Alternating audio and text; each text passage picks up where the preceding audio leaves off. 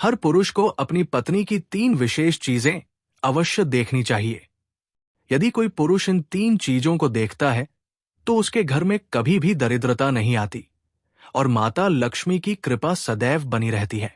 ऐसा व्यक्ति हमेशा सुखी और समृद्ध रहता है और रातों रात करोड़पति बन सकता है। आज की विशेष कथा में हम आपको बताएंगे कि वे 3 बातें कौन सी हैं जो हर पुरुष को अपनी पत्नी में अवश्य देखनी चाहिए। तो मित्रों, आइए कथा का शुभारंभ करते हैं। एक बार भोलेनाथ कैलाश पर्वत पर अपने सिंहासन पर विराजमान थे। तभी वहां अचानक माता पार्वती प्रकट होती है। भोलेनाथ उन्हें देखते हैं। माता पार्वती के मन में कोई विचार चल रहा था और उनके चेहरे पर चिंता की झलक स्पष्ट रूप से दिखाई दे रही थी। माता पार्वती को इस तरह चिंतित देखकर भगवान भोलेनाथ कहते हैं, हे देवी पार्वती, आप बहुत चिंतित लग रही हैं। ऐसा क्या है जो आपको इतना परेशान कर रहा है? बिना संकोच मुझे बताइए, मैं आपके सभी प्रश्नों का उत्तर अवश्य दूंगा। भगवान भोलेनाथ की बात सुनकर माता पार्वती कहती है, हे प्रभु, आज मेरे मन में एक अजीब प्रश्न उत्पन्न हो रहा है। मेरा प्रश्न यह है कि वे 3 गुण कौन से हैं जो हर नारी में होने चाहिए और जिन्हें हर पुरुष को अपनी पत्नी में देखना आवश्यक है। वो पुरुष जो इन गुणों को अपनी पत्नी में देखता है उसे जीवन में कभी दरिद्रता का सामना नहीं करना पड़ता। तब भगवान भोलेनाथ मुस्कुराते हुए माता पार्वती को उत्तर देते हैं। भगवान भोलेनाथ माता पार्वती से कहते हैं, हे देवी पार्वती, तुम्हारा ये प्रश्न अत्यंत विचित्र है, किंतु ये समस्त मानव जाति के लिए अत्यंत लाभकारी भी है। आज इस प्रश्न को पूछकर तुमने संपूर्ण मानवता का कल्याण कर दिया है। परंतु तुम्हारे प्रश्न का उत्तर देने से पहले मैं तुम्हें एक महत्वपूर्ण कथा सुनाना चाहता हूं, जिसे तुम्हें आरंभ से अंत तक ध्यानपूर्वक सुनना होगा, क्योंकि अधूरी जानकारी किसी के लिए भी हितकारी नहीं होती। ये सुनकर माता पार्वती कहती है, हे प्रभु, मैं आपको वचन देती हूं कि इस कथा को संपूर्ण ध्यान से सुनूंगी और इसे संपूर्ण ब्रह्मांड में प्रसिद्ध करूंगी। मित्रों, आप सभी हर हर महादेव अवश्य लिखें और इस पवित्र कथा को श्रद्धा से सुनें। जो भी भक्त इस कथा को पूर्ण रूप से सुनेगा और हर हर महादेव लिखेगा, उस पर भगवान भोलेनाथ की कृपा सदैव बनी रहेगी। अब भगवान शिव माता पार्वती से कहते हैं, हे देवी, ये कथा बहुत ही पुराने समय की है। एक नगर में एक निर्धन किसान रहता था। उसकी आर्थिक स्थिति इतनी दयनीय थी कि उसके घर में खाने के लिए एक अन्न भी उपलब्ध नहीं था। तन ढकने के लिए भी उसके पास पर्याप्त वस्त्र नहीं थे। किसान की पत्नी अत्यंत सुंदर थी, किंतु उसे अपने सौंदर्य का अत्यधिक घमंड था। इसी अहंकार के कारण वो अपने घर में मनमानी किया करती थी, जिससे किसान अत्यधिक परेशान रहने लगा। धीरे धीरे उसकी पत्नी ने हर छोटी बड़ी बात पर विवाद करना शुरू कर दिया। वो अपने पति को ताने मारती और कहती, तुम्हारे पास कुछ भी नहीं है, ना धन, ना अन्न, ना वस्त्र। मैं नहीं जानती मैंने तुमसे विवाह क्यों किया। गृहस्थ जीवन की इन कटु परिस्थितियों से किसान अत्यधिक व्यथित रहने लगा। वो समझ नहीं पा रहा था कि उसके जीवन में ये कष्ट क्यों आ रहे हैं। समय बीतता गया और उसकी निर्धनता और बढ़ती गई, यहां तक कि उसे अपनी अंतिम संपत्ति, अपने खेत भी बेचने पड़े। किंतु तब भी उसकी स्थिति में कोई सुधार नहीं हुआ। एक दिन वो किसान किसी कार्यवश कहीं जा रहा था। तभी उसने देखा कि उसकी झोपड़ी के पास एक महात्मा जी ध्यान में लीन बैठे हुए हैं। किसान और महात्मा की सीख। एक किसान अपने मन में विचार करने लगा, ये महात्मा तो कोई दिव्य पुरुष लगते हैं, क्यों ना मैं इनके पास जाऊं और देखूं, शायद ये महात्मा मेरी समस्या का समाधान कर सके। यही सोचकर वो किसान महात्मा के पास पहुंचता है। जैसे ही वो उनके निकट जाता है, अपने दोनों हाथ छोड़कर जोर जोर से रोने लगता है। कुछ समय बाद महात्मा अपनी आंखें खोलते हैं और देखते हैं कि एक युवक उनके सामने बैठा झरझर रो रहा है। महात्मा शांत स्वर में पूछते हैं, वत्स, तुम कौन हो और इतनी व्यथा में क्यों हो? किसान करुण स्वर में उत्तर देता है, मुनिवर, मैं इस नगर का एक निर्धन किसान हूं। मेरी पत्नी मुझसे हर दिन झगड़ती है और ताने मारती है और कहती है तुम्हारे पास क्या है, ना खाने पीने को ठीक से मिलता है, ना पहनने को अच्छे कपड़े, पता नहीं किस दुर्भाग्य से मैंने तुमसे विवाह कर लिया। वो मुझे रोज ताने देती है और कई बार मारती भी है। मैं मेहनत से दिन रात काम करता हूं, फिर भी मुश्किल से ही कुछ कमा पाता हूं जिससे अपने परिवार का पालन पोषण कर सकूं। हे मुनिवर, कृपा करके मुझे कोई ऐसा उपाय बताइए जिससे मेरी पत्नी मुझसे झगड़ा करना बंद कर दे और मैं शीघ्र ही धनवान बन जाऊं। महात्मा मुस्कुराते हुए कहते हैं, वत्स, पहले धैर्य धारण करो और शोक करना छोड़ो। मैं तुम्हें 3 महत्वपूर्ण बातें बताने जा रहा हूं। ये 3 बातें हर पुरुष को अपनी पत्नी में देखनी चाहिए।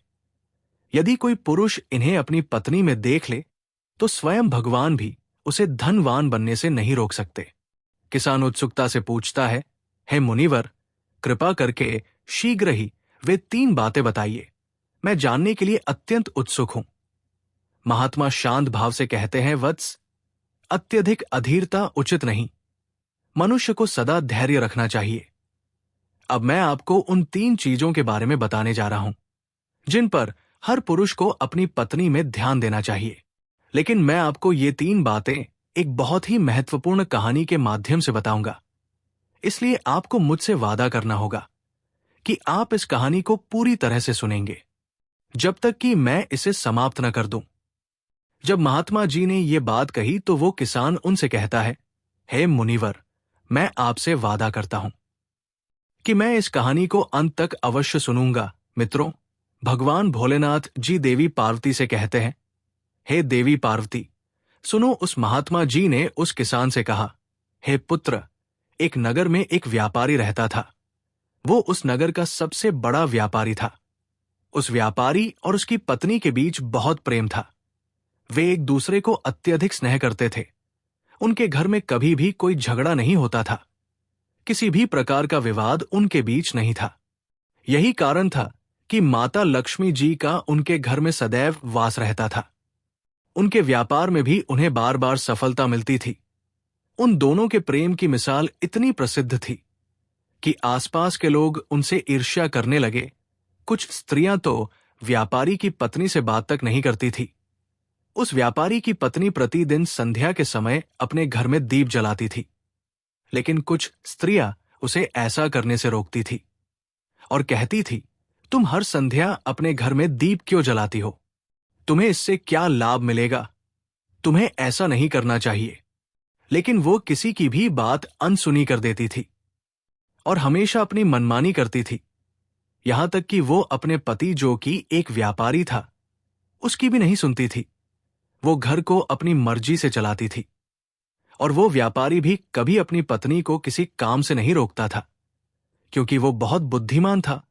वो भली भांति जानता था कि यदि उसने अपनी पत्नी को किसी कार्य से रोका तो निश्चित ही उनके बीच विवाद होगा और रोज की कलह के कारण वो अपने व्यापार पर ध्यान केंद्रित नहीं कर पाएगा, जिससे व्यापार में घाटा होने लगेगा।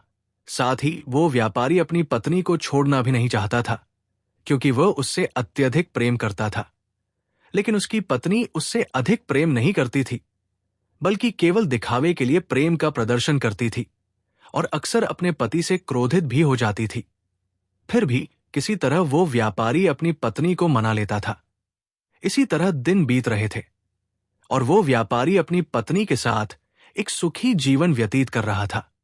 धीरे धीरे ये खबर पूरे नगर में फैल गई और अब नगर के सभी लोग उस व्यापारी को पसंद करने लगे। वे उसकी पत्नी के प्रेम की मिसाल देने लगे। जब नगर के राजा को यह पता चला कि वो व्यापारी और उसकी पत्नी एक दूसरे से अत्यधिक प्रेम करते हैं, तो उन्होंने अपने सैनिकों को बुलाया और आदेश दिया, सैनिकों, आदरपूर्वक उस व्यापारी और उसकी पत्नी को हमारे महल में लेकर आओ। हम उन्हें सम्मानित करना चाहते हैं, लेकिन ध्यान रहे उन्हें इस बारे में कुछ भी न बताना। भगवान भोलेनाथ देवी पार्वती से कहते हैं, हे देवी पार्वती, राजा की अनुमति मिलने के बाद सैनिक उस व्यापारी के घर पहुंचते हैं और उसके घर का दरवाजा खटखटाने लगते हैं। कुछ समय बाद जब व्यापारी ने अपने घर का दरवाजा खोला तो उसने देखा कि राजा के सैनिक उसके सामने खड़े हैं। व्यापारी ने हैरानी से पूछा, आप लोग आज मेरे घर क्यों आए हैं? सैनिकों ने उत्तर दिया, चलिए महाराज ने आपको अपने महल में बुलाया है। सैनिक व्यापारी और उसकी पत्नी को महल ले गए।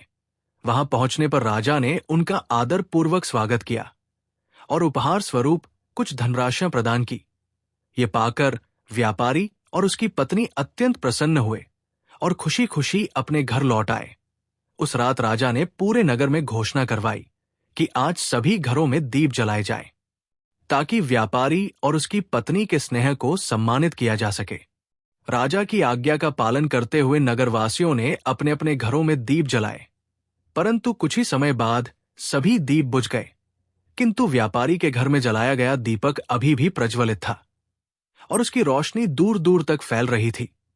राजा ने यह दृश्य देखकर सोचा, आखिर ये कौन है जिसका दीप अभी जल रहा है? ये विचार मन में आते ही राजा ने महल से बाहर आकर नगर की ओर दृष्टि डाली।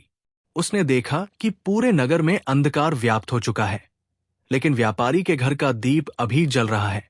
तभी रानी वहां आई और राजा ने उससे कहा, रानी जी, देखिए, पूरे नगर में एक भी दीप जलता हुआ नहीं दिख रहा, लेकिन उस व्यापारी के घर का दीप अभी जल रहा है। इससे यह स्पष्ट होता है कि व्यापारी और उसकी पत्नी का प्रेम, उस व्यापारी और उसकी पत्नी के बीच अपार प्रेम है, और इस प्रेम का कारण है व्यापारी की बुद्धिमानी, जिससे वह अपने घर को कुशलता से चलाता है। लेकिन रानी इस बात से सहमत नहीं थी। उसने राजा से कहा, महाराज, मैं आपसे सहमत नहीं हूं। मेरे विचार से इसका कारण कुछ और है। इसी विषय पर भगवान भोलेनाथ देवी पार्वती से चर्चा करते हैं। उधर राजा और रानी इस बहस में उलझ जाते हैं और ये बहस धीरे धीरे एक झगड़े में बदल जाती है। गुस्से में आकर वे एक दूसरे को हाथों से मारने लगते हैं, जिससे दोनों घायल भी हो जाते हैं। अचानक राजा को अपनी गलती का एहसास होता है और वो रानी से कहता है, हम दोनों इस तरह क्यों लड़ रहे हैं? क्यों न उस व्यापारी और उसकी पत्नी की परीक्षा ले, जिससे सच्चाई स्पष्ट हो जाएगी। रानी को यह सुझाव पसंद आता है और वो कहती है, ठीक है, लेकिन पहले मैं व्यापारी की परीक्षा लेना चाहती हूं। राजा भी सहमति में सिर हिलाता है और कहता है, अच्छा, जैसा तुम्हें उचित लगे, तुम पहले उसे परख लो।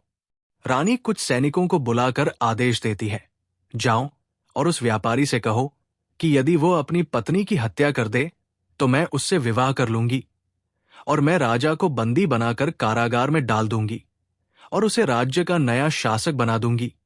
सैनिक उसके घर के दरवाजे पर पहुंचते हैं और जोर जोर से दस्तक देने लगते हैं। दरवाजे पर दस्तक सुनकर व्यापारी किसी तरह दरवाजा खोलता है।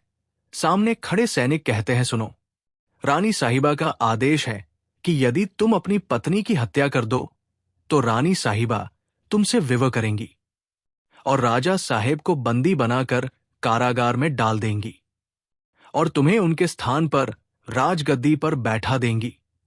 इसके बाद इस नगर पर तुम्हारा राज होगा।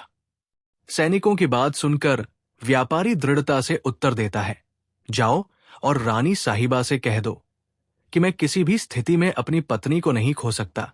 मैं अपनी पत्नी से अत्यधिक प्रेम करता हूं और यदि कोई उसकी ओर बुरी नजर भी डालेगा तो मुझसे बुरा कोई नहीं होगा।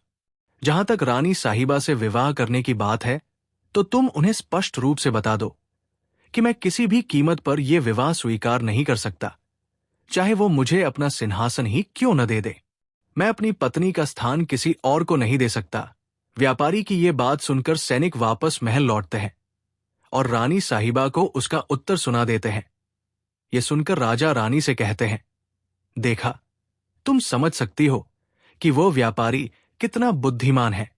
यह भी स्पष्ट हो गया कि उसके और उसकी पत्नी के बीच इतना गहरा प्रेम क्यों है, क्योंकि वो अपनी पत्नी से सच्चा प्रेम करता है। राजा की बात सुनकर रानी उत्तर देती है, आप ये कैसे कह सकते हैं? अभी आपने व्यापारी की पत्नी की परीक्षा तो ली ही नहीं। इस पर राजा कहते हैं, ठीक है, यदि तुम्हें संतोष नहीं हो रहा तो मैं उसकी पत्नी की भी परीक्षा लूंगा। इसके बाद राजा भी कुछ सैनिकों को बुलाकर आदेश देते हैं, जाओ और व्यापारी की पत्नी से कहो, यदि तुम अपने पति की हत्या कर देती हो तो मैं तुम्हें अपनी रानी बना लूंगा और सदा अपने साथ रखूंगा। राजा का संदेश लेकर सैनिक व्यापारी के घर पहुंचे। उस समय व्यापारी की पत्नी कुएं से पानी ला रही थी। जब वो सैनिकों के पास आई तो उन्होंने उसे राजा का प्रस्ताव सुनाया। ये सुनकर व्यापारी की पत्नी सोचने लगी, यदि राजा मुझसे विवाह करने के लिए तैयार है तो ये मेरे लिए बहुत ही अच्छा अवसर है। इस विचार से वो लालच में आ गई और सैनिकों से कहा, मैं अपने पति की हत्या करने के लिए पूरी तरह तैयार हूं। सैनिकों ने फिर पूछा, लेकिन राजा को कैसे पता चलेगा कि तुमने अपने पति को मार दिया है? इस पर व्यापारी की पत्नी बोली, मैं प्रतिदिन संध्या के समय दीप जलाती हूं। जिस दिन मैं अपने पति की हत्या करूंगी उस दिन मैं वो दीप बुझा दूंगी। यही संकेत होगा कि मैंने अपने पति को मार दिया है। सैनिक ये संदेश लेकर राजमहल पहुंचे और राजा को पूरी बात बताई। ये सुनकर रानी को स्त्री जाति से घृणा होने लगी, लेकिन राजा ने कहा, यह सोचने का समय नहीं है। हमें उस व्यापारी को बचाने की योजना बनानी होगी, क्योंकि उसकी पत्नी निर्दयी है और वो अपने पति को अवश्य मार देगी। राजा का आदेश और व्यापारी की पत्नी का षड्यंत्र देखकर राजा ने सैनिकों से कहा, शीघ्र जाओ और व्यापारी की पत्नी को यह संदेश दो कि वो अपने पति की हत्या ना करे।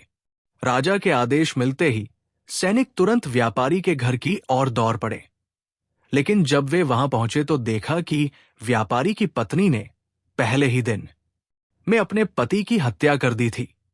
सैनिक क्रोधित होकर बोले, तुमने हमसे कहा था कि तुम संध्या समय अपने पति की हत्या करोगी, फिर ये कृत्य दिन में ही क्यों किया?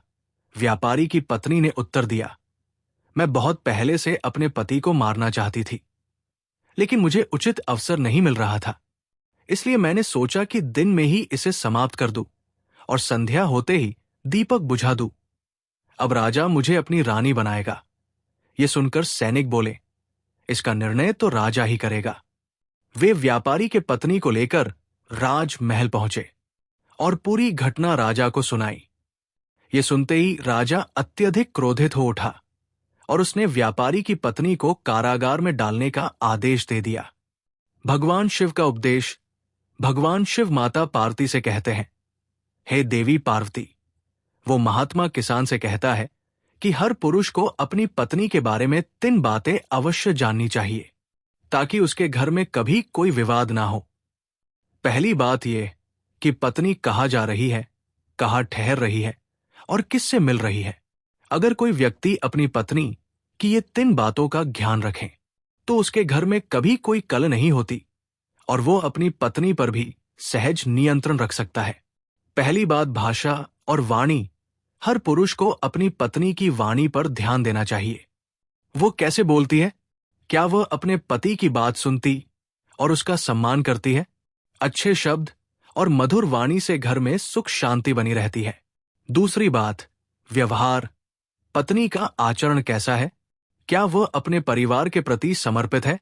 यदि एक स्त्री अपने घर को प्रेम और अनुशासन से चलाए तो गृहस्थ जीवन खुशहाल रहता है। तीसरी बात, संस्कार और समर्पण। जब पति पत्नी एक दूसरे को सम्मान देते हैं और मर्यादा में रहते हैं तो परिवार में कभी भी कलेश नहीं होता। लेकिन अगर स्त्री अपनी मनमानी करे और पति की बात न सुने तो उसका जीवन कठिनाइयों से भर जाता है। भगवान भोलेनाथ ने देवी पार्वती को यही उपदेश दिया। तब देवी पार्वती ने कहा, हे प्रभु, आपने मुझे आज बहुत महत्वपूर्ण ज्ञान दिया। मैं संकल्प लेती हूं कि इसे संपूर्ण जगत में प्रचारित करूंगी। मित्रों, इस कथा से हमने क्या सीखा? अपने विचार हमें कमेंट में जरूर बताएं। अगर आपको ये ज्ञानवर्धक कथा अच्छी लगी हो तो चैनल को सब्सक्राइब करें, वीडियो को लाइक और शेयर करें। हर हर महादेव। जय माता पार्वती।